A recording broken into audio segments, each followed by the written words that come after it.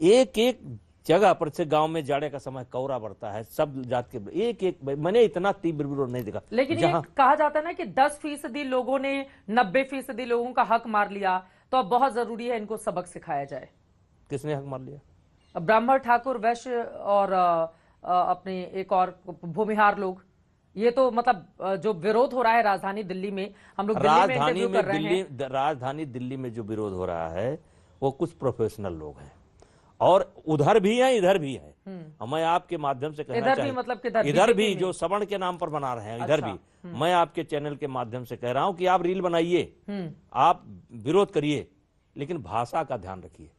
चाहे सवर्ण समाज की तरफ से रील बना रहे हो या दलित पिछड़े समाज की तरफ से आप रील बना रहे हो, भाषा का ध्यान। अब रील तो कोई भी बनाए, बट गलती तो सरकार ने की है ना। अगर आप हिंदुत्व की बात करते हैं, जातियों को जोड़ने की बात करते हैं, अचानक से एक ऐसा नियम लेकर आया जाएगा जिसमें 10% को छोड़कर 90% लोगों का पूरा ख्याल, और कहा जाएगा इन 10% को तो सबक सिखाना बहुत जरूरी है। कहा तो यही जा रहा है कि 10%। कौन कह रहा है? कितने हैं? हम 10% हैं केवल। आप बताएंगे ना कितने हैं? मैं नेतागिरी आप करते हैं तो आप भी बताएंगे कितने हम 10% हैं। कितने हैं? सवर्णों की तादाद कितनी है देश में? देखिए, मैं डाटा लेकर के नहीं बैठा हूं, लेकिन 10% नहीं है, 20% नहीं है, 30% नहीं है, इससे भी ज्यादा है। हाँ, ये सब जोड़ा जाएगा तो बराबर बराबर निकलेगा। 30% से भी ज्यादा निकलेगा, ज्यादा निकलेगा। गलतफहमी फैलाई जा रही है कि 10%, 20%, 30%। 10, 20, 30% का सवाल नहीं है, ज्यादा निकलेगा। जैसे कुर्मी समाज है, पटेल समाज गुजरात में, ये क्या है वहां पर? सामान्य वर्ग। तो आप एक तरफा क्यों देखते हैं?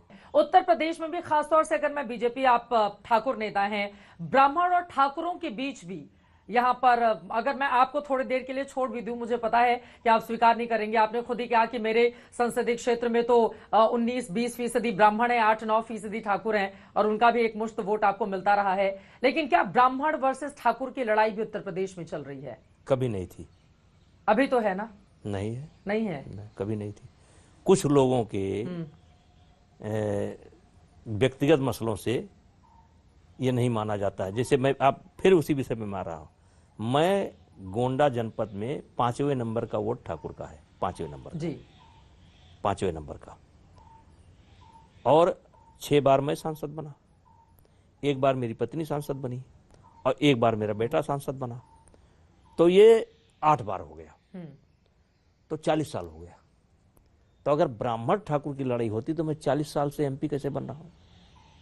अरे अभी देखने को मिल रही है ना, कभी नहीं। ब्राह्मण और ठाकुर की लड़ाई ना कोई नहीं। ब्राह्मण 40 विधायक मिलकर बैठक क्या कर लें, उस पर हंगामा मच जाता है। चल क्या रही है बीजेपी? क्या गलत किया बैठक करके? क्या गलत किया? तो ये तो आप अपने अध्यक्ष जी से पूछिए। तो मैंने तो कहा ना कि बैठक करने में क्या, मैंने तो बोला ना ऑन कैमरा कि इसमें क्या गलत है। अगर बैठ करके, अब संजोग से आप मेरा इंटरव्यू ले रही हैं, अब आप भी सवर्ण है, मैं भी सवर्ण हूँ। अब कल कोई कहा कि चित्रा त्रिपाठी जी गई और सवर्ण का मामला था, और वो भी गोरखपुर के पढ़े थे, और वो भी गोरखपुर के रहने वाली हैं, जोड़ दिया। तो इसमें क्या है? जोड़ने तो कुछ दुनिया है ये कहेगी। लेकिन देखिए, ब्राह्मणवाद, ठाकुरवाद, कुछ घटनाएं क्षत्रियों के बीच में भी घटती हैं, कुछ घटनाएं सबके बीच में घटती हैं।